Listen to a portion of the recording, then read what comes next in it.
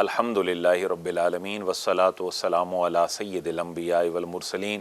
اما بعد فاعوذ باللہ من الشیطان الرجیم بسم اللہ الرحمن الرحیم مولائی صلی وسلم دائما ابدا علی حبیبک خیر الخلق کلہم محمد سید الکونین والثقلین والفریقین من عرب ومن عجم۔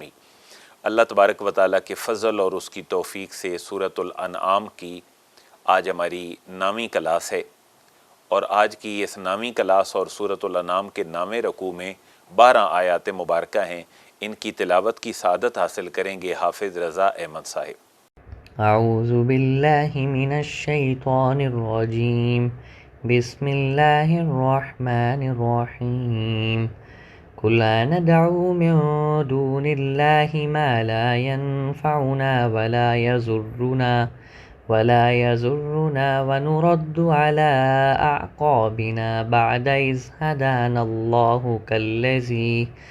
كالذي استهوته الشياطين في الأرض حيران له أصحاب يدعونه إلى الهدى ائتنا قل إن هدى الله هو الهدى وأمرنا لنسلم لرب العالمين وأن أقيموا الصلاة واتقوه وهو الذي إليه تحشرون وهو الذي خلق السماوات والأرض بالحق ويوم يقول كن فيكون قوله الحق وله الملك يوم ينفخ في الصور عالم الغيب والشهادة وهو الحكيم الخبير۔ وَإِذْ قَالَ إِبْرَاهِيمُ لِأَبِيهِ آزَرَ أَتَتَّخِذُ أَصْنَامًا آلِهَةً إِنِّي أَرَاكَ وَقَوْمَكَ فِي ضَلَالٍ مُبِينٍ۔ وَكَذَلِكَ نُرِي إِبْرَاهِيمَ مَلَكُوتَ السَّمَاوَاتِ وَالْأَرْضِ وَلِيَكُونَ مِنَ الْمُوقِنِينَ فَلَمَّا جَنَّ عَلَيْهِ اللَّيْلُ رَأَىٰ كَوْكَبًا قال هذا ربي فلما أفل قال لا أحب العافلين فلما رأى القمر بازغا قال هذا ربي فلما أفل قال لئن لم يهدني ربي لأكونن من القوم الضالين فلما رأى الشمس بازغة قال هذا ربي هذا أكبر فلما أفلت قال يا قوم إني بريء مما تشركون إني وجهت وجهي للذي فطر السماوات والأرض حنيفا وما أنا من المشركين وحاجه قومه قال أتحاجوني في الله وقد هدان ولا أخاف ما تشركون به إلا أن يشاء ربي شيئا وسع ربي كل شيء علما أفلا تتذكرون وكيف أخاف ما أشركتم ولا تخافون أنكم أشركتم بالله ما لم ينزل به عليكم سلطانا فأي الفريقين أحق بالأمن إن كنتم تعلمون الذين آمنوا ولم يلبسوا إيمانهم بظلم أولئك لهم الأمن وهم مهتدون صدق الله العظيم۔ آمین، جزاک اللہ۔ آج کا ہمارا سورۃ الانعام کا جو یہ رکوع ہے، اس رکوع کے وہی موضوعات ہیں جو پچھلے رکوعات میں چل چکے ہیں۔ گویا کہ آج ہم کہہ سکتے ہیں کہ یہ جو آج کا رکوع ہے اور اس سے اگلی کلاس کا جو رکوع ہے، یہ اپنے مضامین کا جو سورۃ الانعام کے آغاز سے شروع ہوئے تھے، یہ ان کا ایک پیک ہے اور پورا کلائمیکس ہے۔ یہاں پر آ کر گفتگو کو وائنڈ اپ کیا گیا ہے، اور یہ سورہ مبارکہ تقریباً آدھی ہو جائے گی، پھر آگے جو اس کا موضوع چلے گا اس میں اہل کتاب کو بھی انوالو کیا جائے گا۔ گویا کہ اس کی شروعات مشرکین اور کفار کو جو فکری بیماریاں تھیں ان کا حل پیش کیا گیا۔ اب آگے جو اہل کتاب کے حوالے سے کچھ تحفظات تھے وہ اس سے اگلے رکوعات میں انشاءاللہ ہوں گے۔ تو آج کا یہ جو رکوع ہے اس کے موٹے موٹے جو پوائنٹس ہیں وہ یہ ہیں کہ اللہ تبارک و تعالیٰ کی توحید کا اثبات اور جو شرک ہے اس کا ہر سطح پہ رد کیا گیا ہے، اور نبی پاک علیہ الصلوۃ والسلام کا جو مدعا اور مقصود ہے اس کو بڑے واضح الفاظ میں ان کے سامنے رکھا گیا ہے، اور ایمان بالآخرت جو ہے وہ اس رکوع کا پھر ایک اور مرکزی موضوع ہے۔ تو یہ اگلا آج کا رکوع انہی تین موضوعات کے گرد گھومتا ہے، توحید باری تعالیٰ، اور اس کا جو دوسرا رخ ہے رد شرک، اور ایمان بالآخرت ہے، اور آقا نامدار علیہ الصلوۃ والسلام کا موقف ہے۔ ترجمے میں انشاءاللہ باتیں واضح ہو جائیں گی۔ اور آج کے رکوع کی خاص بات یہ ہے کہ اس کے اندر دو پوائنٹس ہیں۔ ایک، علوم القرآن جب ہم پڑھتے ہیں تو ہمارے سامنے جن علوم کی ایک فہرست ہوتی ہے ان میں ایک جو علم ہے قرآن کے حوالے سے وہ امثال القرآن کا ہے۔ امثال مثال کی جمع ہے۔ قرآن مجید فرقان حمید مثال دے کر بات کو سمجھاتا ہے، تو آج بھی ایک مثال دی گئی ہے، گویا کہ اس کا تعلق امثال القرآن سے ہے۔ اور دوسری بات یہ ہے کہ جناب ابراہیم خلیل اللہ کا جو تذکرہ خیر ہے وہ آج چل پڑا ہے، جو اب آگے مزید جو ہے وہ جاری اور ساری رہے گا۔ اعوذ باللہ من الشیطان الرجیم، بسم اللہ الرحمن الرحیم۔ قل، اے حبیب کریم آپ ان کو فرما دیجئے، اندعو من دون اللہ،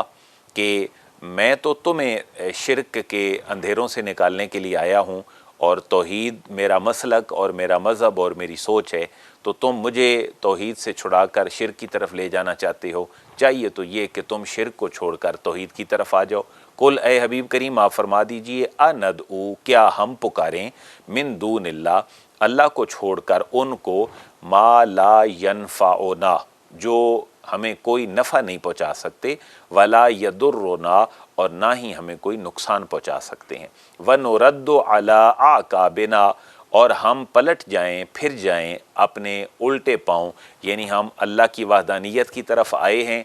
اور اب ہم واپس شرک کی طرف چلے جائیں۔ یہ معنی ہے نرد علی اعقابنا، کہ ہم الٹے پاؤں پھر جائیں، بعد اذ ہدانا اللہ، اس کے بعد کہ اللہ نے ہمیں ہدایت عطا فرما دی ہے، تو ہمارا پھر معاملہ اس شخص کی طرح ہوگا جو کسی صحرا میں اور زمین میں لمبے سفر پر جا رہا ہو، اور وہاں پر اس کو شیطان گمراہ کر دے، اس کے ساتھی اس کو پکار بھی رہے ہوں کہ یہ راستہ ٹھیک نہیں ہے جس طرف تم جا رہے ہو، باوجود ان کے مخلص دوستوں کے پکارنے کے وہ الٹے راستے پر ہی چلے اور تباہی کی طرف چلا جائے اور صحیح سلامت راستہ چھوڑ دے، حالانکہ اس کو دوست اس راستے سے بچانے والے بھی ہوں۔ تو اللہ فرما رہے محبوب ان کو بتلا دیں کہ توحید چھوڑ کر ہم شرک کی طرف آ جائیں تو ہم تو اس شخص کی طرح ہیں جو بھٹک گیا ہے ایک صحرا میں، اور اس کے دوست اس کو بلا بھی رہے ہیں اور وہ ان کی پکار پہ لبیک نہیں کہہ رہا۔ تو یہی وہ بات تھی جس کو ہم امثال القرآن کے نام سے ذکر کر رہے تھے۔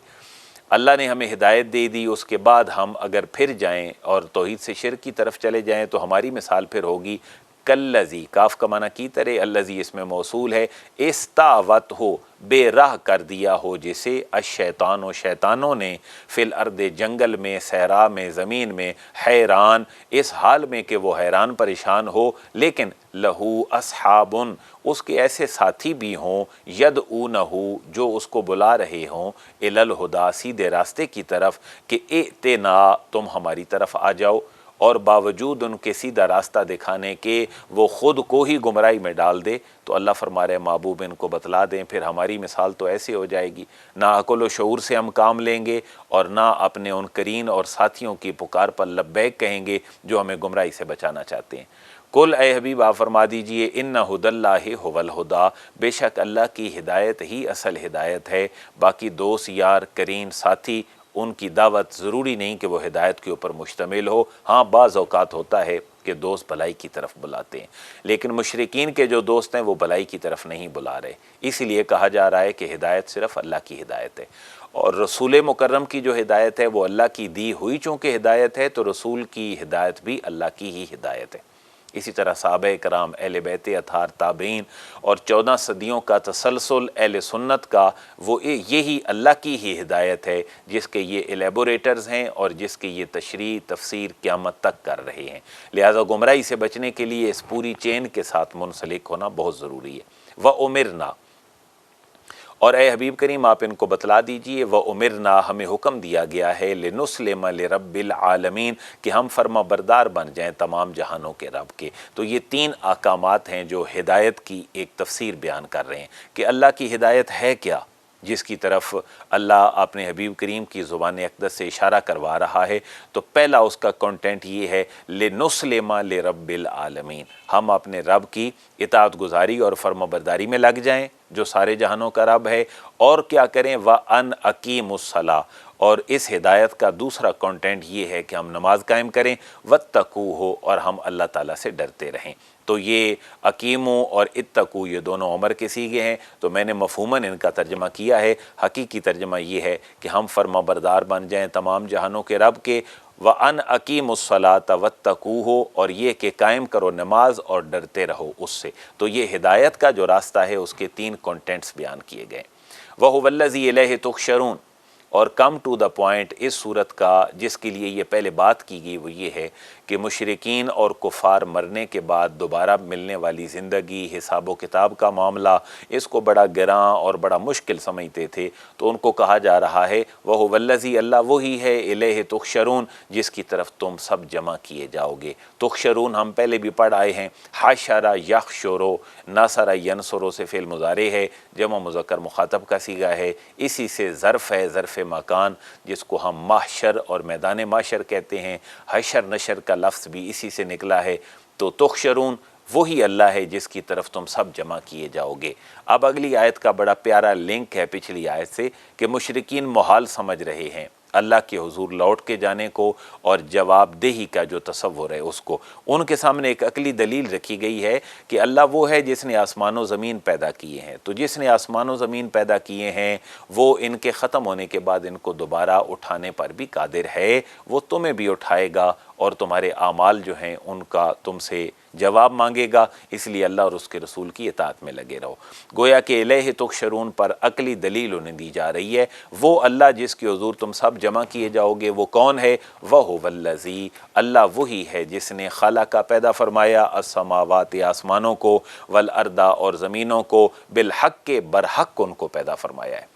اور وَيَوْمَ يَقُولُ كُن فَيَكُونُ، اور ایک دن آئے گا کہ جب اللہ فرمائے گا کہ تم نے ختم ہونا ہے تو یہ ختم ہو جائیں گی، بالکل ایسے ہی جیسے اس نے ان کو فرمایا تھا ہو جاؤ تو یہ کائنات پوری بن گئی تھی۔ وَيَوْمَ، اور جس دن يَقُولُ وہ فرمائے گا کن ہو جا،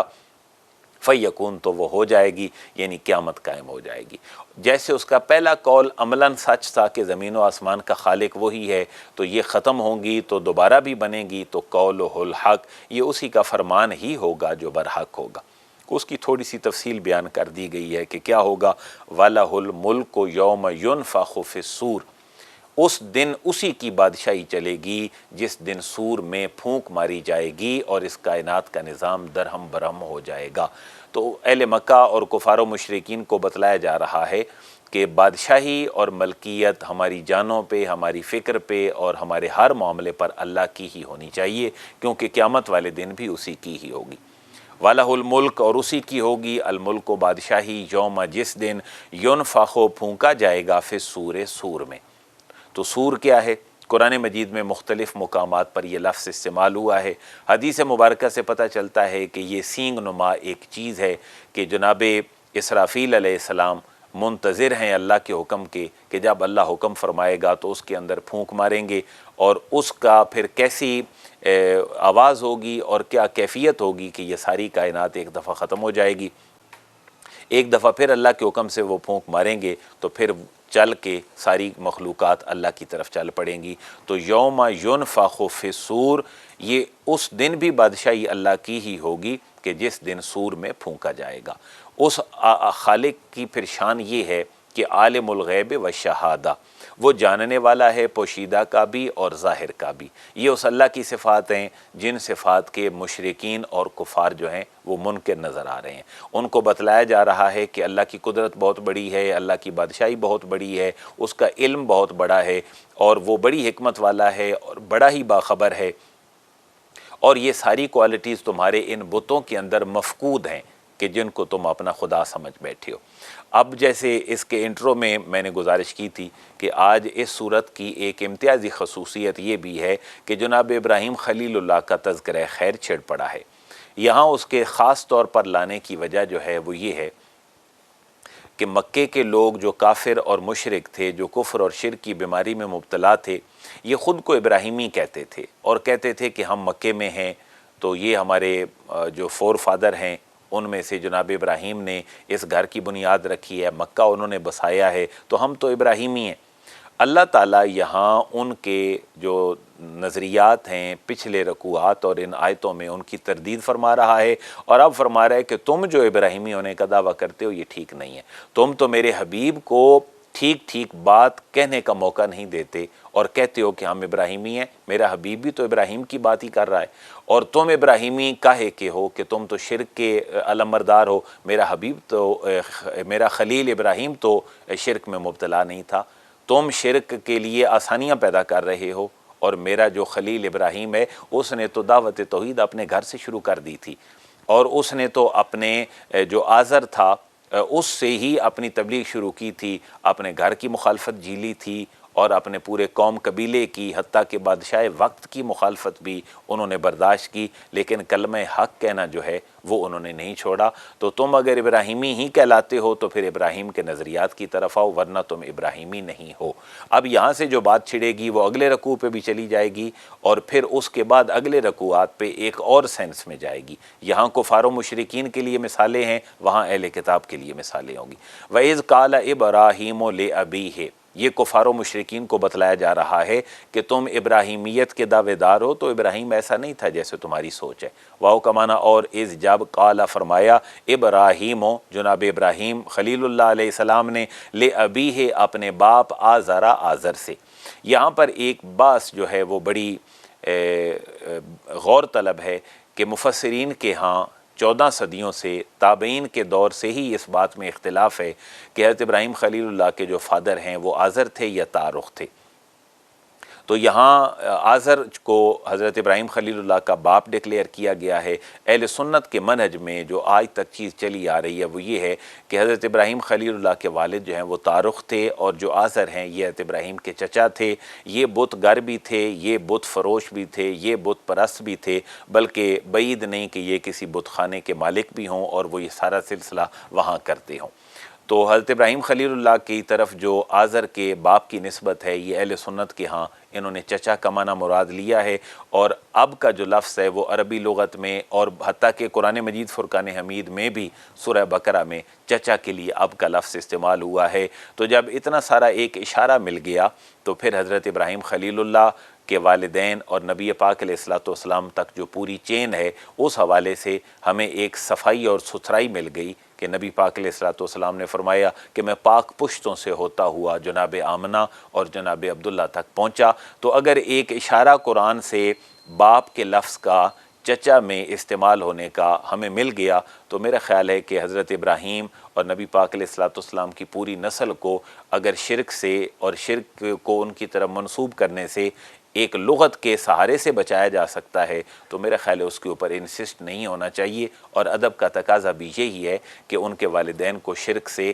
اتنی ساری دلیل کے بعد بھی بری و ذمہ قرار دے دینا چاہیے۔ آپ تھوڑی دیر بعد آگے دیکھیں گے کہ جو بھتیجا ہے وہ اولاد میں بھی شامل ہو رہا ہے، کیونکہ حضرت لوط حضرت ابراہیم کے بھتیجے ہیں، اور اسی سے ہی اگلے رکوع میں جب ہم جائیں گے تو وہاں حضرت لوط کو حضرت ابراہیم کا بیٹا کہا گیا ہے، ذریت کہا گیا ہے۔ تو یہ عربوں کے ہاں رائج ہے کہ چچا باپ کے معنی میں، باپ چچا کے معنی میں، بھتیجا بیٹے کے معنی میں، اور اسی طرح یہ گفتگویں جو ہیں وہ چلتی رہتی ہیں۔ تو وَإِذْ قَالَ إِبْرَاهِيمُ، اور جب فرمایا ابراہیم نے اپنے باپ آزر سے، أَتَتَّخِذُ،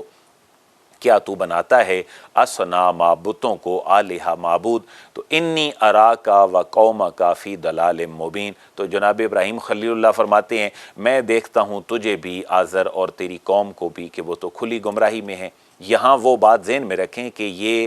ٹیکسٹ لایا کیوں گیا ہے، یہ ضمنی بات تھی جو میں نے آپ کی خدمت میں عرض کر دی۔ اگر کسی کی تحقیق یہ ہے کہ جناب ابراہیم کے جو فادر ہیں وہ آزر ہیں تو کوئی اس سے اختلاف نہیں، یہ ان کی تحقیق ہے۔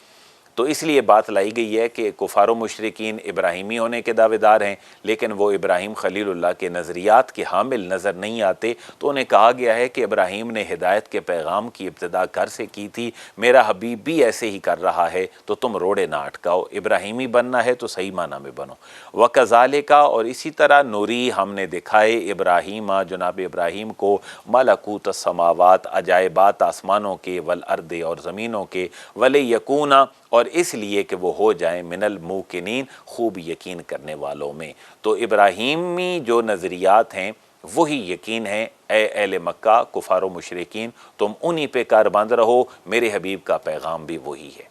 جناب ابراہیم خلیل اللہ کے جو عقلی طور پر کچھ دلائل تھے اپنی قوم کے سامنے وہ قرآن نے ذکر کیے ہیں چند آیات میں، جن کے اندر سورج کا ذکر ہے، ستاروں کا ذکر ہے، چاند کا ذکر ہے کہ وہ قوم ان کی پرستش میں مبتلا تھی۔ تو انہیں کہا گیا کہ جناب ابراہیم نے یہ ساری باتیں عقلی دلائل کے ساتھ اپنی قوم کے سامنے رکھی تھیں کہ خدا کبھی ایسا نہیں ہوتا جیسے تم ستاروں کو، سورج کو اور چاند کو خدا مانتے ہو، بلکہ خدا وہی ہے، معبود وہی ہے جو کسی کا سہارا نہ لے رہا ہو بلکہ ساری کائنات کو سہارا دے رہا ہو۔ فَلَمَّا جَنَّ عَلَيْهِ اللَّيْلُ رَأَىٰ كَوْكَبًا، پھر جب چھا گئی ان پر رات انہوں نے دیکھا ایک ستارے کو۔ تو جناب ابراہیم خلیل اللہ نے فرمایا ھذا ربی، یہ میرا رب ہے، اے میری قوم جس کی طرف تم نسبت کرتے ہو کہ یہ خدا ہے، تو قوم کو خطاب کر کے کہتے ہیں کہ یہ جو ستارہ ہے یہ میرا رب ہے۔ تو فلما افلا، پھر جب وہ غائب ہو گیا تو کالا، انہوں نے فرمایا لا احب الآفلین، میں تو غروب ہو جانے والوں کو پسند نہیں کرتا، اللہ وہی ہوتا ہے جس کو عروج رہے اور کبھی وہ غروب کی طرف نہ جائے۔ پھر فلما رأى القمر، پھر جب انہوں نے دیکھا چاند کو بازغا خوب چمکتا ہوا، کالا، تو کہنے لگے اپنی قوم کو ھذا ربی، یہ میرا رب ہے جس کی تم پرستش کرتے ہو۔ فلما افلا، پھر جب وہ بھی غائب ہو گیا تو کالا، جناب ابراہیم خلیل اللہ نے فرمایا لئن لم یہدنی ربی لأکونن من القوم الضالین، تو آپ نے فرمایا کہ اگر نہ ہدایت فرماتا مجھے میرا رب تو میں بھی ضرور ہو جاتا اس قوم میں سے جو گمراہ قوم ہے۔ اب تیسری چیز جس کی قوم پرستش میں مبتلا تھی اور جناب ابراہیم خلیل اللہ نے عقلی دلیل کے زور پر اس کو رد کیا، وہ ہے چاند کا چمکنا۔ فلما رأى الشمس بازغا، پھر جب دیکھا سورج کو چمکتا ہوا، کالا، تو جناب ابراہیم خلیل اللہ نے فرمایا اپنی قوم کے نظریے کے بعد ھذا ربی، اے میری قوم یہ میرا رب ہے جس کی طرف تم مجھے بلاتے ہو، ھذا اکبر، کیونکہ یہ سب سے بڑا ہے۔ فلما افلت، پھر جب وہ بھی غروب ہو گیا تو کالا، جناب ابراہیم خلیل اللہ نے فرمایا یا قوم، اے میری قوم، انی بریء مما تشرکون، میں تو بیزار ہوں ان سے جن کو تم اللہ کا شریک ٹھہراتے ہو۔ میری عقل میں یہ بات نہیں آتی کہ تارا خدا ہے اور وہ پھر غروب ہو گیا ہے، جو چاند ہے وہ خدا ہے وہ بھی غروب ہو گیا ہے، سورج خدا ہے وہ بھی غروب ہو گیا ہے، تو خدائی صفات جو ہیں وہ ان سے منزہ اور مبرہ ہیں کہ جو تم ان سے اپنی لگا کے بیٹھے ہو۔ امیدیں اب یہاں حضرت ابراہیم خلیل اللہ کے ان کو رد کرنے کے بعد جو اپنا نظریہ ہے وہ بیان ہو رہا ہے، اور قرآن پھر بھی کفار و مشرکین کو اس پوائنٹ پہ لا رہا ہے کہ ابراہیمی بننا ہے تو پھر میرے ابراہیم کی صحیح فکر قرآن کی روشنی میں سن لو، میرا حبیب بھی اسی کا داعی ہے۔ جناب ابراہیم خلیل اللہ کا اعلان ہے انی وجہت وجہی للذی فطر السماوات والارض حنیفا وما انا من المشرکین۔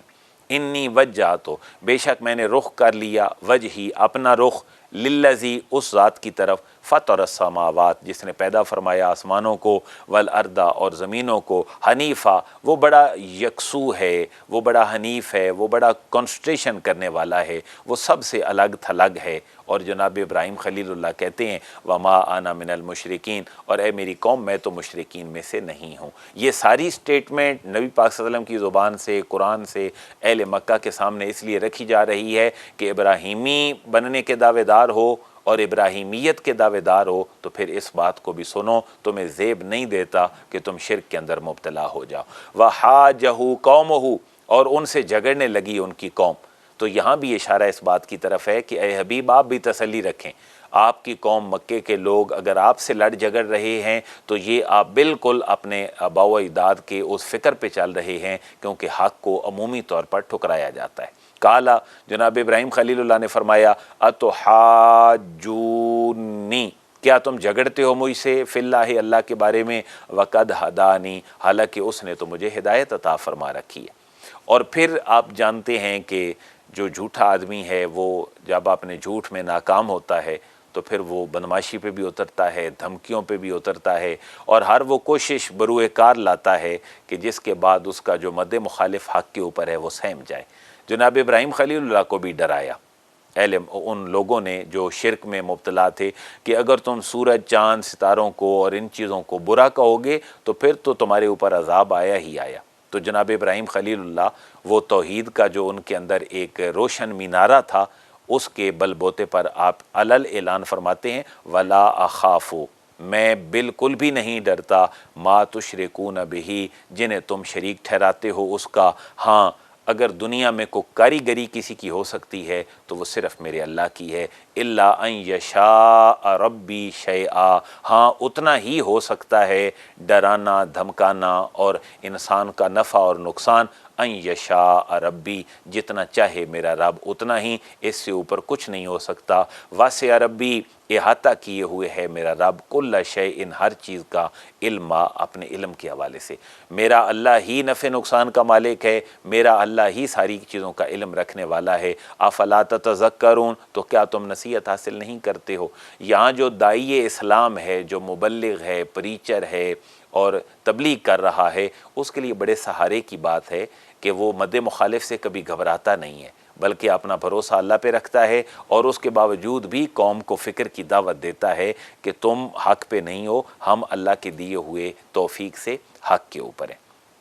اگلا رکوع آپ اسی آیت کے ساتھ ایسوسیٹ کریں گے تو آپ کو صحیح سمجھ آئے گی کہ وہ جب قوم حضرت ابراہیم کو ڈراتی ہے تو حضرت ابراہیم علیہ الاعلان کہتے ہیں میں تو نہیں ڈرتا کسی بھی چیز سے، خصوصاً تمہارے ان باطل معبودوں سے تو بالکل بھی نہیں ڈرتا کہ جن کی تم دھمکیاں دیتے ہو کہ ابراہیم تم مر جاؤ گے، تمہارا مشن ناکام ہو جائے گا، بے اولاد ہو جاؤ گے، لوگ تانے دیں گے، تمہارا نام و نشان مٹ جائے گا۔ اگلے رکوع میں اللہ نے فرمایا ابراہیم کو جو انہوں نے دھمکیاں دی تھیں مشرکین، ان کی قوم کے مشرکوں نے، تو اللہ فرما رہا ہے اس کا ذرا بھی اثر نہیں ہوا۔ ہم نے تو ابراہیم کی نسل میں خیر چلا دی، ہم نے تو ان کو اسماعیل بھی دیے، ہم نے ان کو اسحاق بھی دیے، اسحاق کو یعقوب بھی دیے، یعقوب کی اولادیں دیں، ہم نے ہزاروں انبیاء ان کی نسل میں بھیجے، اور جناب ابراہیم کے دوسرے بیٹے جناب اسماعیل کی نسل میں ہم نے ختم المرسلین آقا نامدار علیہ السلام کو بھیج دیا۔ تو اس آیت کو اگر آپ بیس بنائیں گے تو اگلا رکوع آپ کو بہت بہتر سمجھ آئے گا کہ دھمکی مل رہی ہے، حضرت ابراہیم خلیل اللہ پھر بھی بڑے بولڈ ہیں اور بڑے بہادر نظر آتے ہیں، اور اللہ تعالیٰ کی اس توفیق کا اور انعام کا بڑا زور و شور سے اعلان کرتے ہیں کہ میرے رب نے تو مجھے سب کچھ دے دیا ہے۔ وَكَيْفَ أَخَافُ، اور میں کیوں ڈروں، مَا أَشْرَكْتُمْ، ان سے جنہیں تم شریک ٹھہراتے ہو، وَلَا تَخَافُونَ، جب کہ تم نہیں ڈرتے ہو، أَنَّكُمْ أَشْرَكْتُمْ بِاللَّهِ، کہ تم شریک ٹھہراتے ہو اللہ کے ساتھ، مَا لَمْ يُنَزِّلْ بِهِ عَلَيْكُمْ سُلطَانًا، جس کی اللہ نے تم پر کوئی دلیل نہیں اتاری، تم ان کی عبادت میں مصروف ہو، اللہ سے نہیں ڈرتے ہو جس سے ڈرنے کا حقیقتاً حق ہے، تو میں پھر تمہارے جھوٹے خداؤں سے کیوں ڈروں؟ فَأَيُّ الْفَرِيقَيْنِ أَحَقُّ، اب اس سارے موازنے اور کمپیریزن کے بعد حضرت ابراہیم خلیل اللہ انہی سے ہی جواب مانگتے ہیں کہ بتاؤ تمہارے سہارے تو ناقص ہیں، کمزور ہیں، میرا سہارا تو بہت بڑا ہے، مجھے دھمکیاں دیتے ہو کمزور ہونے کی اور پرخطر وادیوں میں اترنے کی، تو پرخطر وادیوں میں نہیں اتر رہا، میں تو امن میں ہوں، اس دنیا میں بھی اور آخرت میں بھی، یہ تم خطرے کو دعوت دے رہے ہو، اور یہ خطرہ ضروری نہیں کہ تمہارے مر جانے کی شکل میں پورا ہو، تمہارے اوپر عذاب آ جانے کی شکل میں پورا ہو، یہ خطرہ یہ بھی خطرہ ہے کہ تم دوزخ میں چلے جاؤ گے جب تک تم اللہ کی توحید کا اور میرے حبیب کی رسالت کا اقرار نہیں کرو گے۔ فَأَيُّ الْفَرِيقَيْنِ، تو کون دونوں فریقوں میں سے احق کو زیادہ حقدار ہے بالامن، امن کا؟ تم مجھے خطرے کی بات کرتے ہو، خطرے میں تو تم ہو، ان کنتم تعلمون، اگر تم جانتے ہو، ان کنتم تعلمون، اگر تم جانتے ہو تو پھر تمہیں یہ غور کر لینا چاہیے کہ خطرے میں نہیں ہوں، خطرے میں تم ہو۔ الذین آمنوا، جو لوگ ایمان لائے، ولم یلبسوا، اور انہوں نے نہیں ملایا، ایمانہم، اپنے ایمان کو، بظلم، ظلم سے مراد یہاں پر شرک ہے، جو ایمان لائے اور شرک سے اپنے دامن کو چھڑایا، اولئک لہم الامن، یہی وہ لوگ ہیں جن کے لیے امن ہے، وہم مہتدون، اور یہی وہ لوگ ہیں جو ہدایت یافتہ ہیں۔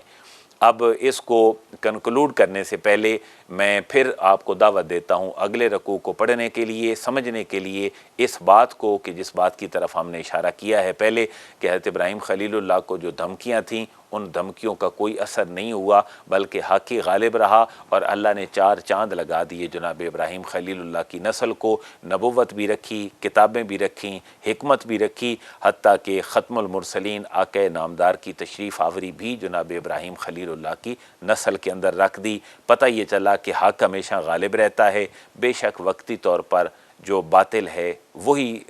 غالب کیوں نہ آ جائے، لیکن حقیقتاً جو دوام ہے اور ابدیت ہے وہ حق کو رہتی ہے۔ انشاءاللہ کچھ چیزیں اگلے رکوع میں واضح ہو جائیں گی۔ اللہ تعالیٰ سے دعا ہے اللہ ہمیں قرآن کا نور عطا فرمائے، آقا نامدار کی غلامی نصیب فرمائے، اور جناب ابراہیم خلیل اللہ کے نظریات پہ آج پورے اہل کتاب کو، یہودیت کو، عیسائیت کو اور مسلمانوں کو اکٹھا ہونے کی اور دنیا میں امن قائم کرنے کی توفیق نصیب فرمائے۔ وما علیہ الا البلاغ۔ الحمدللہ رب العالمین، والصلاة والسلام علی سید الانبیاء والمرسلین، ربنا آتنا فی الدنیا حسنہ وفی الآخرۃ حسنہ وقنا عذاب النار، وصلی اللہ تعالی علی رسولہ خیر خلقہ محمد وآلہ وصحبہ اجمعین۔